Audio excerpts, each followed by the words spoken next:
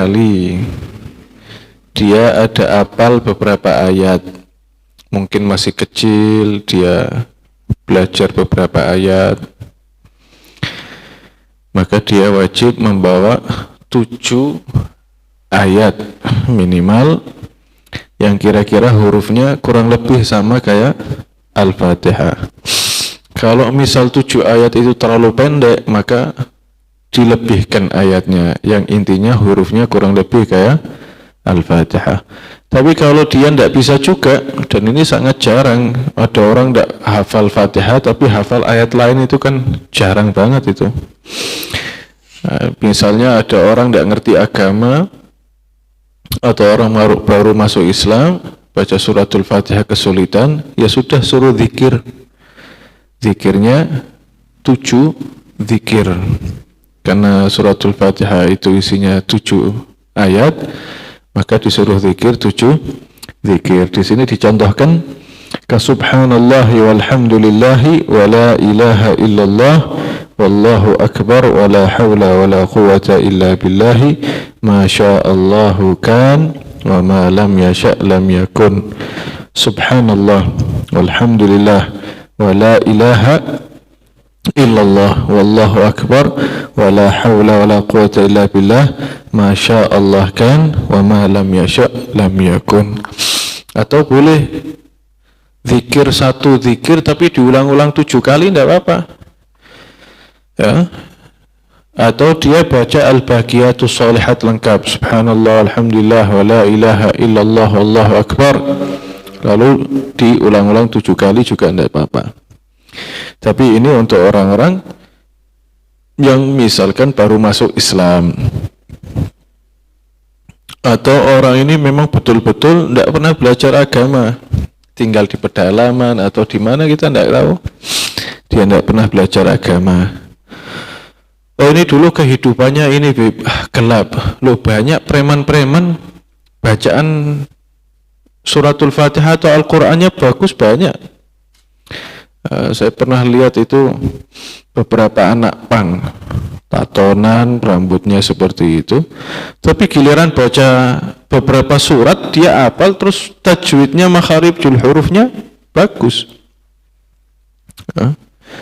Jadi intinya kita tidak bisa lihat dari mazhar, tapi kita lihat dari apa, masa lalunya dia, apa dia pernah ngaji atau tidak, dan seterusnya. Nah, lalu bacaan suratul Fatihah itu wajib bagi siapapun, yang melakukan apa, sholat. Misalnya orang yang mampu berdiri wajib baca suratul Fatihah. Orang tidak mampu berdiri, dia duduk, wajib baca suratul Fatihah. Orang yang lagi sakit istilqa, dia tiduran, wajib baca suratul Fatihah. Jadi semuanya wajib baca suratul Fatihah, terkecuali 1 gambaran seperti kita sudah sampaikan, yaitu masbuk.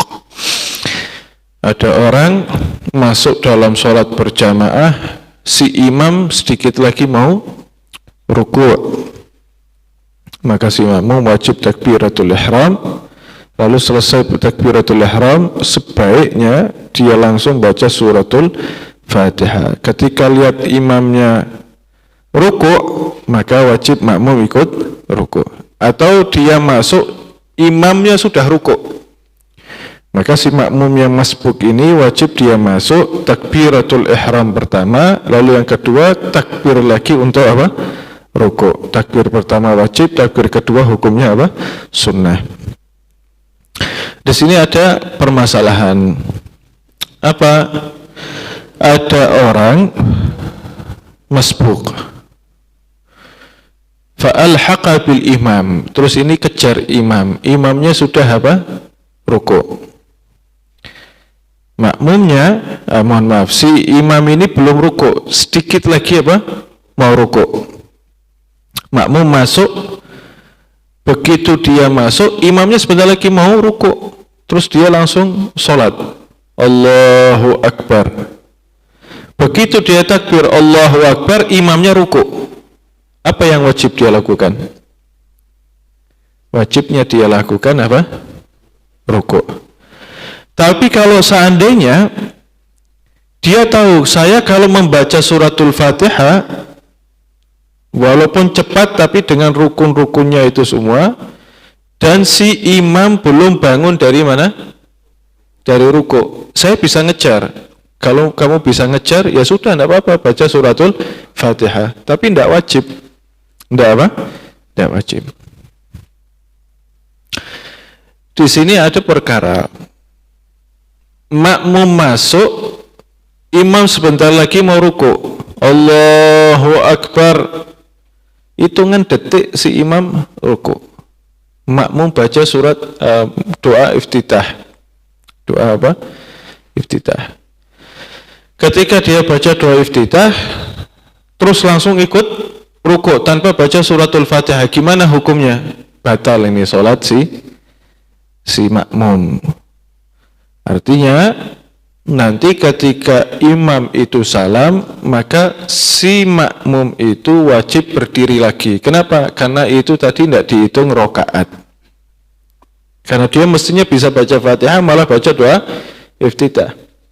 Karena wajibnya baca Fatihah, dia malah baca doa iftitah. Nah, kalau dia baca doa iftitah, maka dia wajib berdiri itu, membaca suratul Fatihah sesuai kapasitas atau sebanyak atau sepanjang doa iftitah. Jelas ya? Nah, lalu al-khamisu, yang kelima, ar-ruku'u, yaitu ruku'. Apa sih ruku' itu? Dikatakan ar-ruku'u al-inhina'u. Kamu nunduk, tunduk-tunduk itu namanya apa? Ruku'. Jadi badan kamu ke bawah itu namanya ruku'. Itu secara definisi secara bahasa. Definisi secara bahasa, ruku' itu badan kamu turun ke bawah. Nunduk-nunduk itu namanya rukuk, itu secara bahasa. Tapi yang dimaksud oleh syariat enggak. Yang dimaksud oleh syariat itu yaitu an yanhaniya bila inkhinas bihaitsu tanalu yaqinan rahatahu rukbatayhi. Bihaitsu tanalu rahatahu rukbatayhi, yaitu seseorang menundukkan setengah badannya dari pinggang ke atas ditundukkan, yang kira-kira telapak tangannya itu dapat meraih kedua lututnya. Kedua telapak tangan itu dapat meraih apa? Dua lutut. Dua telapak tangan dapat meraih apa? Dua lutut. Tapi tidak boleh kepalanya nongak, dadanya maju, tidak boleh. Kalau ada orang rukuk, kepalanya naik, dadanya maju, maka rukuknya batal. Rukuknya apa? Batal.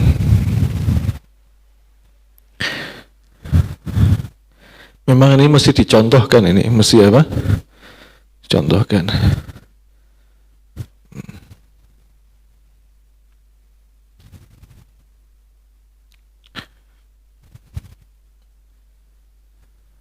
Jadi maju ya. Maju. Diri. Berdiri, madhab sini. Nah, coba rukuk. Maju lagi. Rukuk. Nah, kepalanya diangkat ke atas. Nah, ini dadanya maju. Munggah. Nah, ini tetap rukuk seperti ini batal ini. Kalau rukuknya seperti ini apa? Batal. Dekek ini bisa enggak? Ini enggak bisa maju. Nah, gue loh. Nah. Ini kalau ada orang rukuk seperti ini rukuknya enggak sah. Jadi rukuk yang betul, yang baik, sempurna itu seperti apa? Ini pundaknya sejajar, punggungnya apa? Sejajar. Jadi orang mengisoran, orang menduur sejajar, terus kepala nunduk. Nah, ke bawah terus. Nah, Iki ini rasa mudun. Jadi kayak kamera ini turun, ininya lehernya ndak usah diturunkan, tapi ini lurus sama rata. Ini turun lihat bawah. Nah, ndeleng ngisor kayak kuwi. Ini sejajar. Ini buat Yadi segini ini sudah bagus, ini sejajar. Ya. Tapi kalau misalnya ada orang yang sering duduk bongkok, biasanya ini yang melengkung. Gunung biasanya. Nah, terus itu gimana? Ya itu sudah sejajar, memang punggungnya begitu. Nah, kalau Yadi ini punggungnya masih bagus ini. Dia bisa sejajar. Roto menggasdi. Nah, ini tetap ke bawah kepala. Delengi sor. Orang sabut tiba-tiba delengi sor.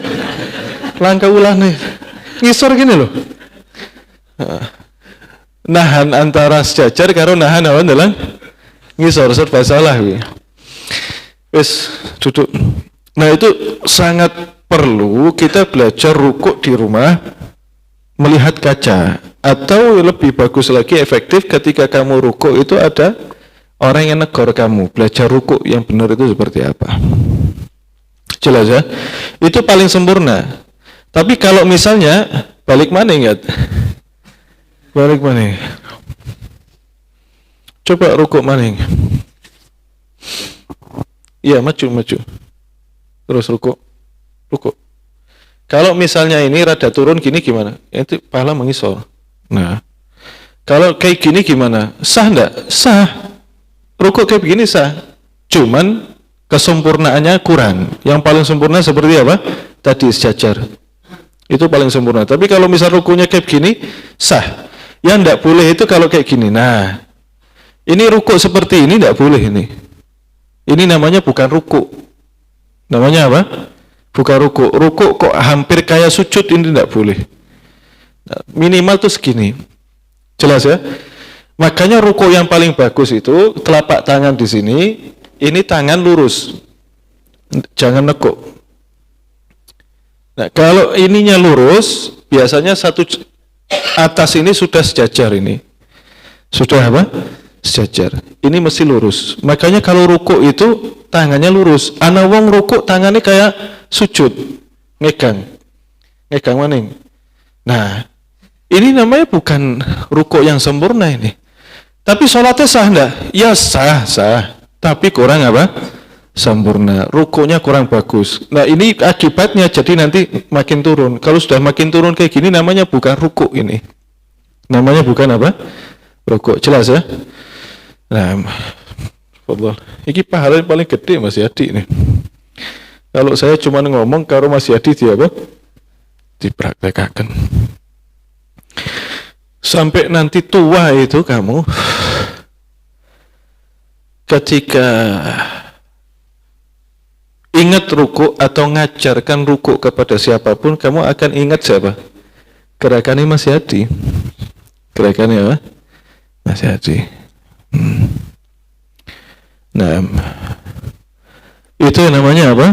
Rukuk. Tidak boleh ada inkhinas. Inkhinas kayak tadi itu. Kepalanya ke atas, dadanya apa? Maju. Kalau ada yang rukuk seperti itu, maka hukumnya batal, tidak sah. Kalau batal tidak sah berarti dia harus ngulang 1 rakaat itu.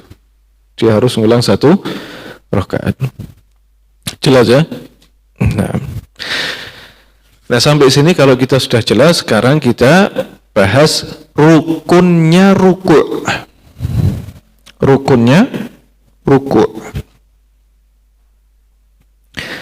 Atau syurutur rukuk. Syaratnya apa? Rukuk. Seperti baiklah syaratnya. Yang pertama, an yasihha ma qablahu minal arkan. Jadi syarat rukuk itu orang boleh rukuk kalau seandainya sebelum rukuk rukun-rukunnya itu terpenuhi. Terpenuhi itu maksudnya terlaksana dengan baik. Apa itu? Takbiratul ihram, niat, qiyam, suratul Fatihah. 4 perkara. Yang pertama apa? Takbiratul ihram, terus niat, qiyam, terus apa?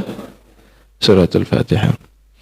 Kalau ini 4 rukun semua terlaksana dengan baik, maka sekarang orang tersebut boleh apa? Rukuk. Tapi kalau belum, maka belum boleh rukuk. Belum boleh rukuk. Terkecuali sholatnya orang masbuk, suratul Fatihahnya apa? Terhapus. Nah.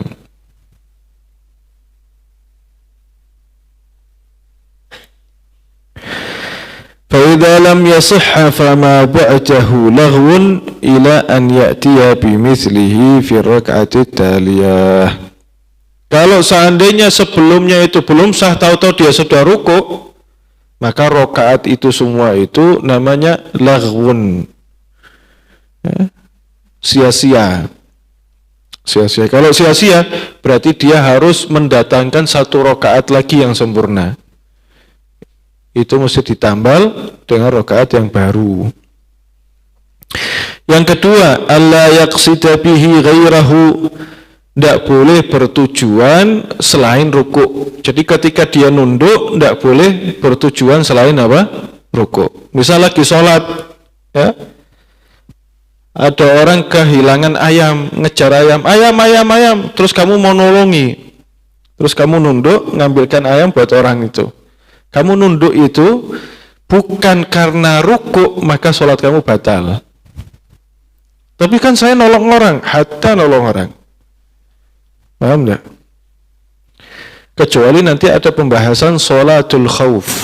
Sholatnya dalam keadaan yang mencekam. Sholat dalam keadaan apa? Mencekam. Misal kamu lagi sholat, tahu-tahu ngelihat anak kecil jatuh, kamu wajib nolongi itu. Mau ndak mau ketika kamu nolong anak tersebut, mau ndak mau harus ada inhina, nunduk. Ndak apa-apa kamu tolong, habis itu berdiri lagi. Ini ayam kamu ndak nangkap, ada orang nangkap nanti. Tahu ndak? Kamu ndak nangkap, ada orang nangkap, jangan khawatir. Tapi kalau ini orang jatuh, kalau kamu ndak tangkap, gedak ini jatuh. Maka kamu sekarang menolong. Atau ada maling, kamu lagi sholat di masjid, taruh tas, handphone, semua harta kamu di depan. Terus tahu-tahu ada maling ngambil. Boleh ndak saya nyamper itu? Boleh.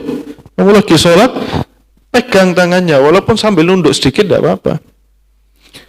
Pegang tangan. A'udzubillahi minasyaitonirrajim. Bismillahirrahmanirrahim. Batal enggak? Yang penting jangan ngomong harus dikawangan di lah batal salat itu.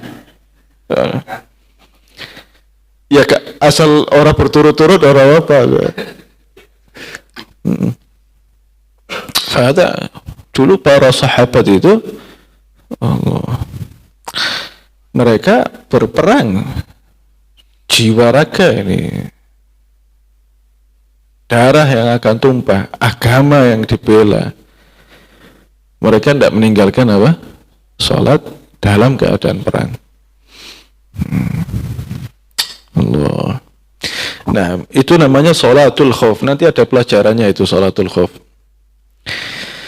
Nah, yang penting itu tadi apa? Rukuk. Jadi orang kalau rukuk harus ketika inhina itu nunduk, tidak boleh orang nguja, ya. Tidak boleh orang nguja. Kudu nguja rukuk.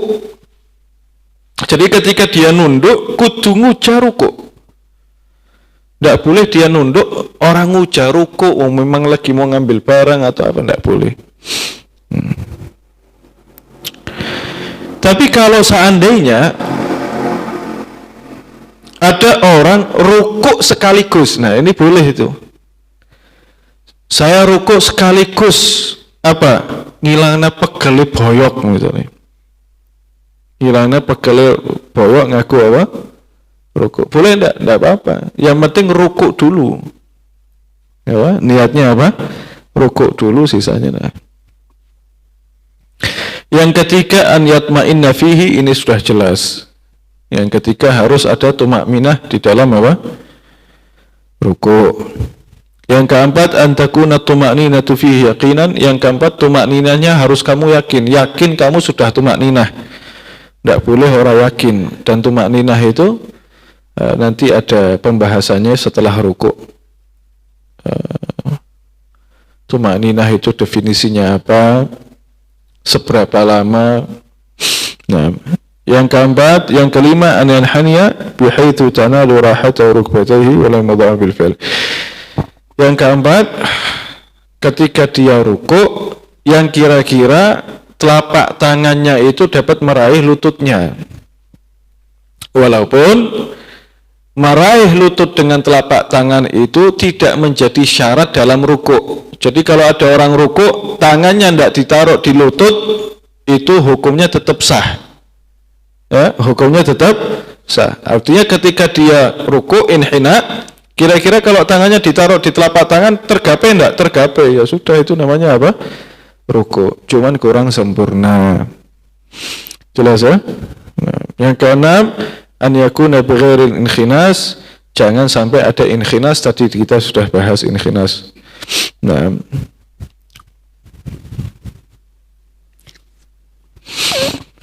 al-khamisu ar-ruku'u, rukun yang keenam, as-sadisu at-tuma'ninatu fihi,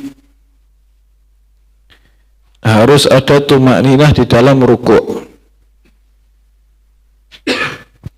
Di qiyam kenapa tidak disebutkan harus ada tuma'ninah? Di qiyam kenapa kok tidak disebut harus ada tuma'ninah? Lo tidak perlu disebut tuma'ninah karena wajib suratul Fatihah. Orang baca suratul Fatihah pasti tuma'ninah. Tapi kalau seandainya ruku tidak wajib baca-baca. Baca subhanallah, terus subhana rabbiyal azim wa bihamdih 3 kali. Itu tidak wajib, hukumnya apa? Sunnah. Makanya diwajibkan tuma'ninah dalam ruku'. Tuma'ninah itu apa sih? Tuma'ninah itu berhentinya seluruh organ tubuh. Berhentinya seluruh organ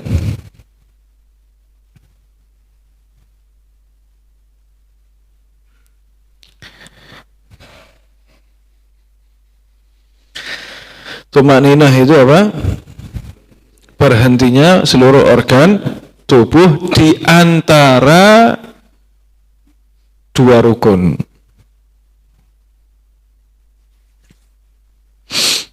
Di antara dua gerakan atau dua rukun. Rukuk itu antara dua rukun enggak?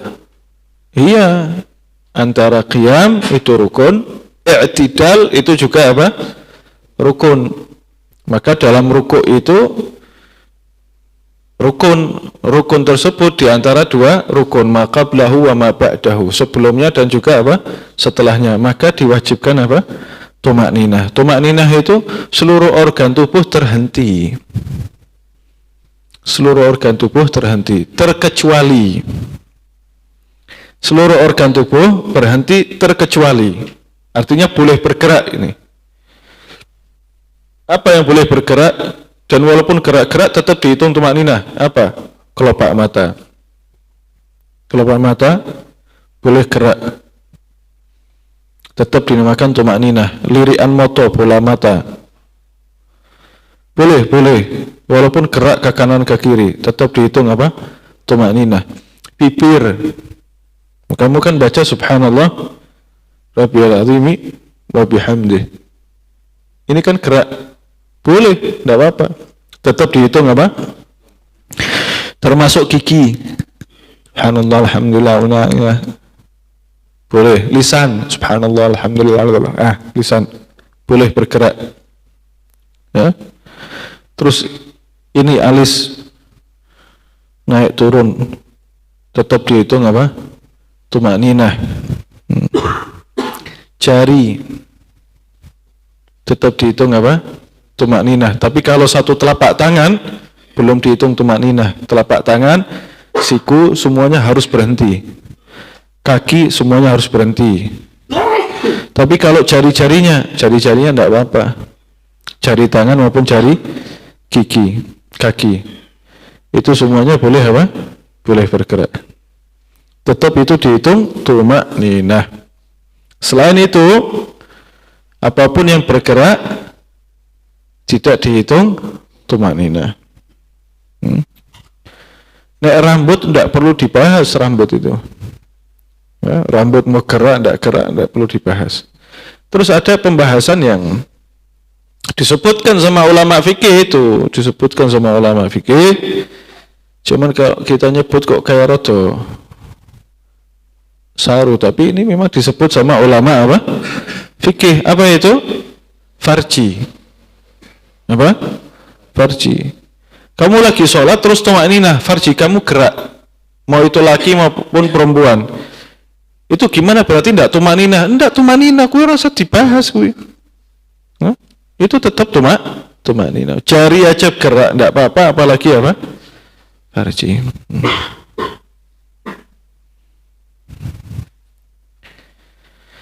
Nah, as-sabi'u al-i'tidalu.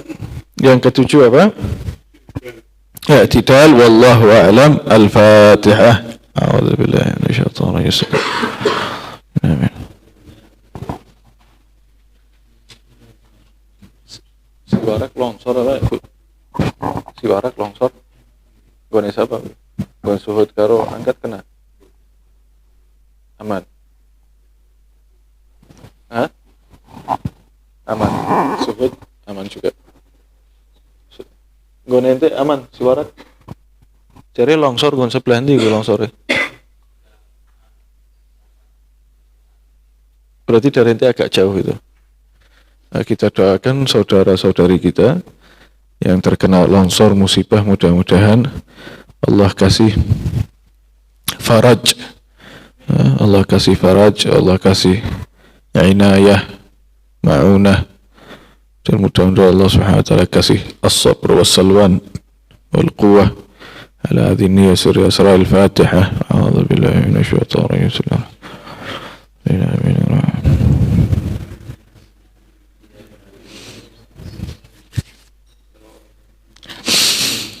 أعوذ بالله من الشيطان الرجيم بسم الله الرحمن الرحيم وتزوج صلى الله عليه وسلم جويرة بنت الحارث سبيت في غزوة بني المصطلق ثم اعتدى صلى الله عليه وسلم وتزوج وتوفيت سنة 56 وتزوج صلى الله عليه وسلم ميمونة بنت الحارث رضي الله عنها خالة خالد بن الوليد رضي الله عنه وعبد الله بن عباس رضي الله عنهما وهي آخر من تزوج صلى الله عليه وسلم وتوفي سنة 51 وقيل سنة 66. Lalu setelah Nabi SAW kita membahas istri Nabi Ummul Mukminin, bunda kita Sayyidatuna Juwairiyah bintil Harith. Sekarang kita membahas Maimunah bintil Harith, ya.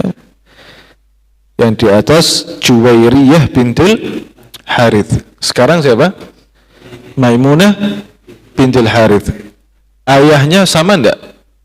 Kan Al-Harith nih sama nih. Sama enggak? Enggak sama. Namanya saja yang sama. Jadi dulu di Arab itu nama Al-Harith itu favorit, ya, nama Al-Harith itu favorit.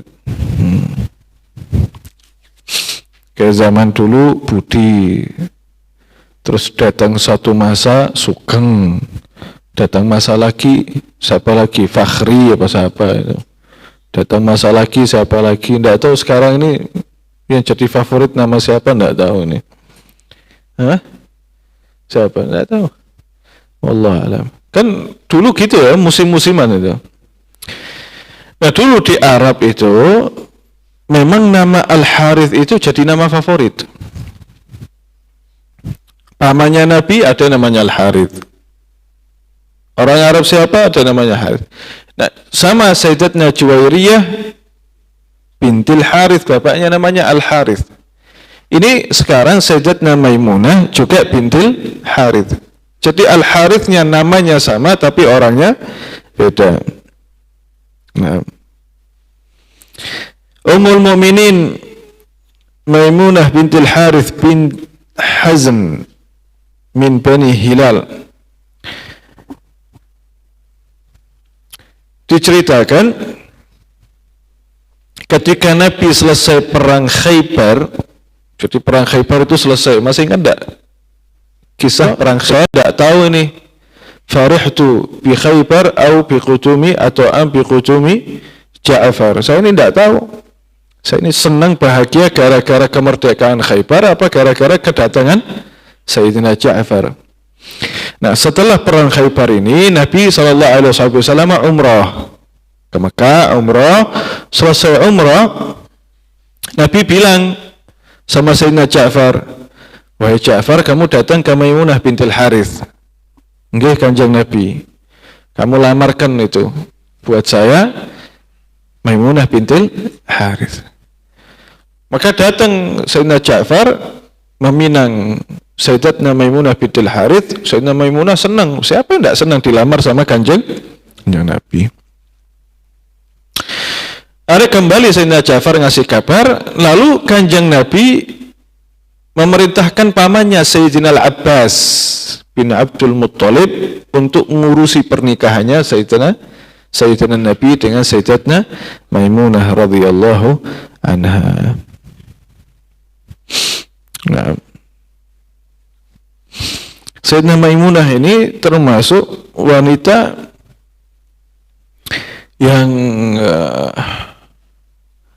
betul-betul taat kepada Nabi dan lebih banyak diem. Lebih banyak apa? Diem. Kalau makanya istri Nabi yang Maimunah ini kisahnya itu tidak begitu banyak. Tidak begitu apa? Tidak begitu banyak. Kenapa? Karena Sayyidina Maimunah ini pertama dinikah oleh Kanjeng Nabi, istri paling akhir. Sudah kayak gitu, Sayyidina Maimunah termasuk wanita yang pendiam. Wanita yang sangat pendiam. Sudah dinikah paling akhir, terus apa? Pendiam. Nah, suatu saat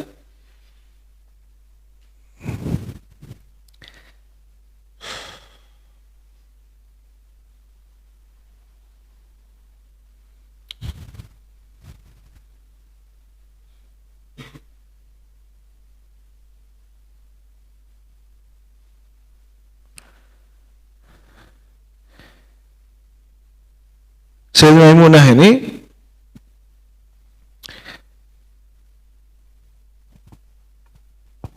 ini khilaf antar ulama.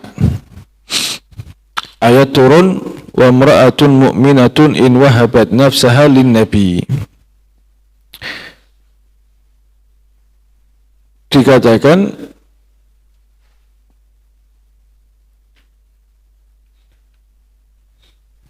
innaha balaghaha khutbatan Nabi sallallahu alaihi wasallam laha wa hiya ala ba'irin faqalat al-ba'ir wa ma alaihi lillahi wa rasulih. Jadi ketika Sayyidina Al-Abbas itu datang atau Sayyidina Ja'far bin Abi Thalib ini datang, diminta ini Sayyidah Maimunah, Siti Maimunah, kamu diminta sama Kanjeng Nabi, mau ndak kamu nikah sama Kanjeng Nabi? Nah, waktu diminta itu sama Sayyidina Ja'far At-Tayyar, Sayyidina Maimunah di atas kuda, di atas apa? Ba'ir. Ba'ir itu onta. Lagi di atas onta. Kata Sayyidina Maimunah, kamu mau ndak nikah sama Kanjeng Nabi? Apa kata Sayyidina Maimunah? Ndak ngomong, oh Kanjeng Nabi mau nikah sama saya, ndak. Beliau ngomong, ini ba'ir, onta ini, dan apa yang ada di atas onta. Karena ontanya itu membawa apa? Membawa barang. Bawa apa? Barang. Jadi kalau ke motor itu membawa apa?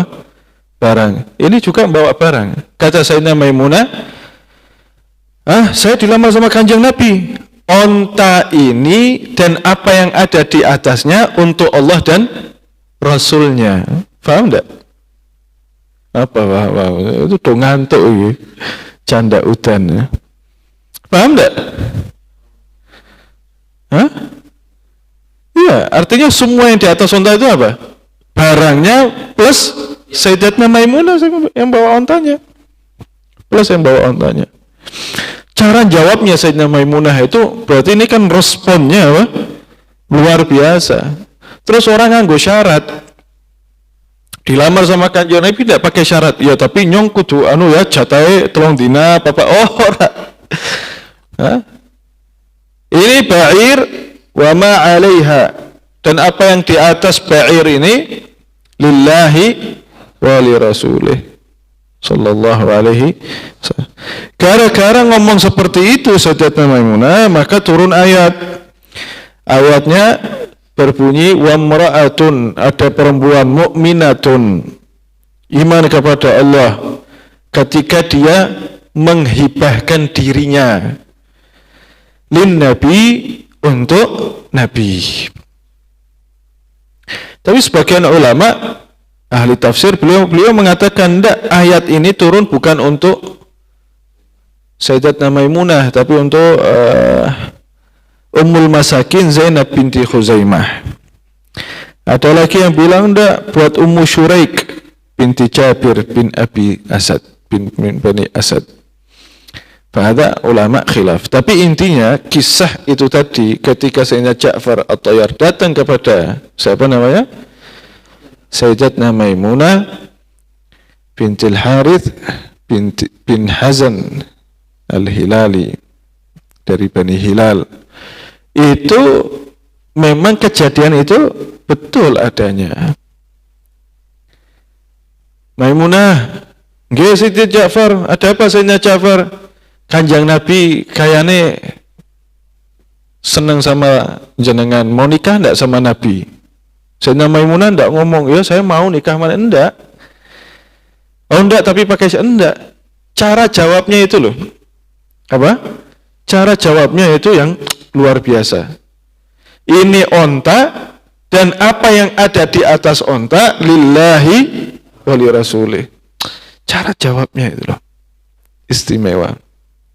Artinya apa? Secara tidak langsung Sayyidina Zainab ngomong, saya dan harta saya berikan, saya hibahkan, saya wakafkan untuk Allah dan apa? Rasulnya. Allah. Langsung.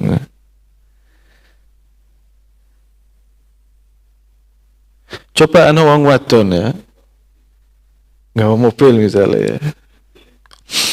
Terus saya ngomong sama perempuan itu, Fulanah, kamu dilamar sama Mas Yadi misalnya, Bib Ja'far misalnya, kamu dilamar sama Bib Ja'far. Terus perempuan itu ngomong, mobil ini dan yang ada di dalam mobil ini untuk Allah, Rasulnya dan Habib Ja'far misalnya.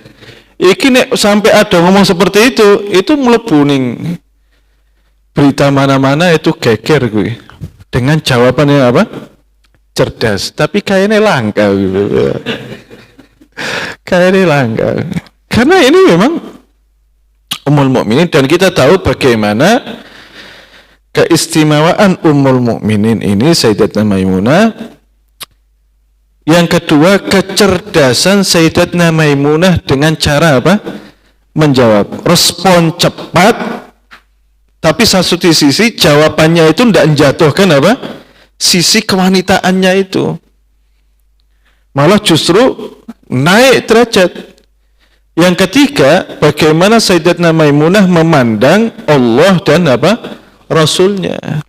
Yang keempat, kita tahu berarti Allah dan Rasulnya berada di dalam hati Sayyidatuna Maimunah itu sangat-sangat agung. Dan sudah tidak perlu kita ukur keimanannya beliau lagi, itu Sayyidatuna apa?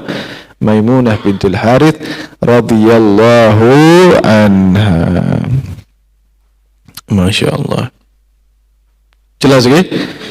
Nah, ini sudah selesai tentang Sayyidatuna Maimunah.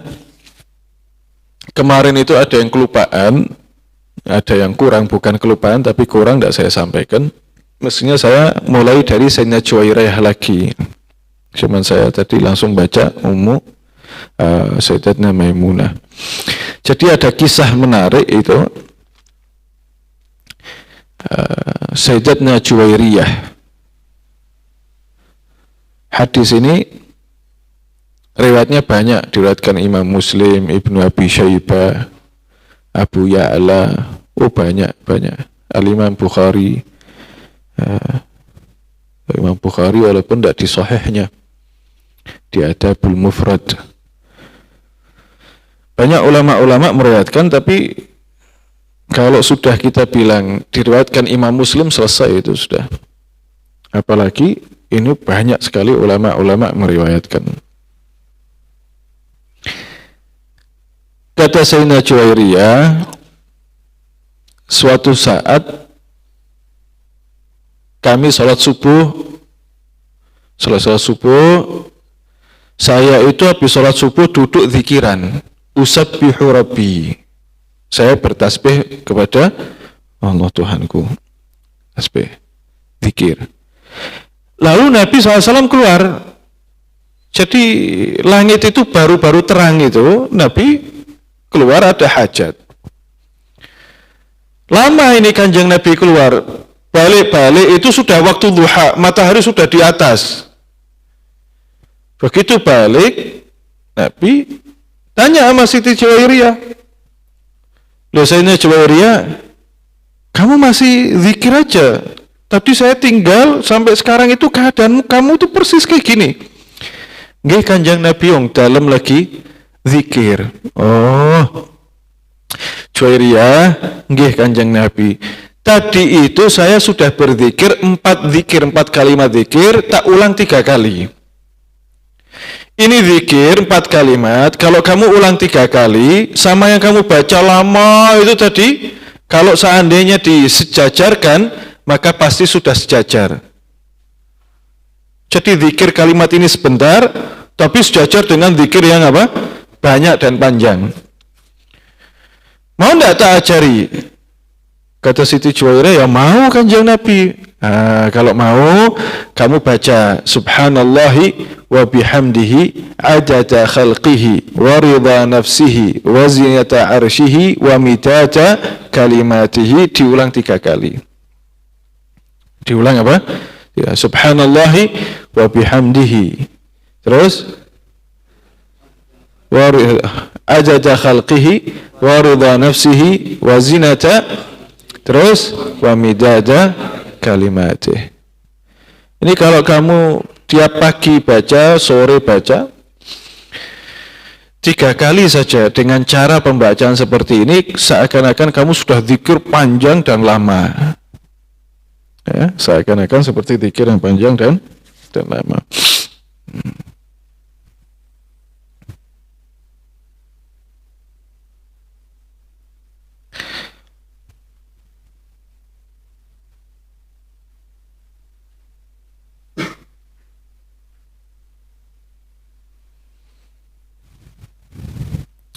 Bacanya gimana? Subhanallahi wa bihamdihi adada khalqihi wa ridha nafsihi zinata arsyihi wa midada kalimatihi. Dulu itu kalau saya ngaji sama guru-guru saya kayak Habib Hasan bin Ahmad Baharun, guru mulia Habib Umar bin Muhammad bin Hafidh, kalau ngelewati zikir-zikir kayak gini itu langsung diamalkan. Langsung apa? Jadi guru mulia mimpin itu kita ngikuti. Jadi kita dapat fadilah, dapat ilmu, dapat ngamalkan, dapat fadilahnya itu. Ya. Mari bareng-bareng kita baca Subhanallahi wa bihamdihi adada khalqihi wa ridha nafsihi wa zinata wa midada kalimatih. Subhanallahi wa bihamdihi adada khalqihi wa ridha nafsihi wa midada kalimatih. Subhanallahi wa bihamdihi adada khalqihi wa ridha nafsihi wa zinata arshihi wa midada kalimatih. 3 kali. Jadi sekarang posisi kita ini sudah duduk nuntut ilmu, fadilahnya luar biasa. Yang kedua, kita dapat zikir ini, langsung kita apa? Amalkan, plus dapat fadilah zikirnya ini. Masya Allah. Nah, kalau bisa tiap pagi bangun tidur, sama nanti setiap sore menjelang maghrib atau pada asar, Jangan ditinggal bacaan ini apa? Subhanallahi wa bihamdih adada khalqihi wa ridha nafsihi wa zinata arshihi wa midata kalimatih. Maknanya Subhanallahi wa bihamdihi, maha suci Allah. Subhanallahi, maha suci Allah. Secara tidak langsung kalau ketika kamu mengatakan subhanallah, maha suci Allah, dengan cara Allah mensucikan dirinya, jangan dengan cara kamu. Jangan dengan cara apa? Cara kamu. Kalau cara kamu susah kamu mensucikan Allah, tidak nyampe. Subhanallah wa bihamdi, subhanallah, maha suci Allah, dengan cara Allah mensucikan dirinya. Wa bihamdihi, dan juga apa, memuji Allah yang maha suci. Adada khalqihi, ya Allah, tasbih saya dan pujian saya, tahmid saya sejumlah apa? Adada, sejumlah khalqihi, ciptaannya Allah. Ciptaannya Allah, subhanallah bihamdihi adada khalqihi, wa ridha nafsihi, dan sebesar ridha jiwanya Allah. Ridhanya dirinya Allah. Wa ridha nafsihi adada khalqihi wa ridha nafsihi wa zinata arshihi, dan seberat arusnya Allah. Jumlahnya sebanyak makhluknya Allah, kekuatannya sekekuatan ridhonya apa? Allah, lalu bobotnya sebobot arsnya Allah. Wa zinata arshihi wa midata kalimatihi, dan sejumlah tetesan-tetesan kalimatnya Allah. Wa midata kalimatihi, karena kalimat Allah bukan hanya ada di Al-Quran aja, termasuk kun, jadilah, cipta ini, tercipta ini, tercipta ini. Ya, semua itu kalimatnya Allah. Wa midata kalimatihi, terus apa? Adada khalqi wa ridha nafsi wa zinata arshi midada kalimati wa kalimati. Nah, dahsyat itu. Dahsyat. Wallahu a'lam. Al-Fatihah.